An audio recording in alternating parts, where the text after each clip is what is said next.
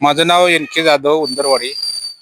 आमच्या या बोर्डे मतदारसंघातून काकी उभा राहिलेले आहेत. तर मनोज भाऊंनी आमच्या गावचा अतिशय विकास केलेला आहे. बेलजाईचं देवळाचं सुशोभीकरण ब वर्गामध्ये घातलंय. गावचं रस्ते सगळे केलेले आहेत.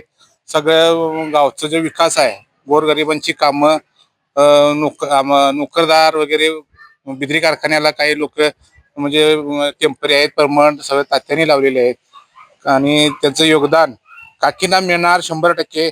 आणि मनोज भाऊ पण असं संयमी नेतृत्व आहे, अतिशय संयमी नेतृत्व आहे. कुणाला काही वाईट बोलणार नाहीत, काय नाहीत.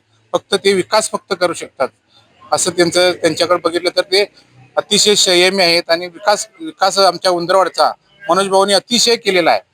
म्हणजे उदाहरणार्थ सांगितलं तर आता हे आमच्या मराठी शाळेपासून इथं आता रस्ता चालू आहे, तो मनोज भाऊनीच केलेला आहे.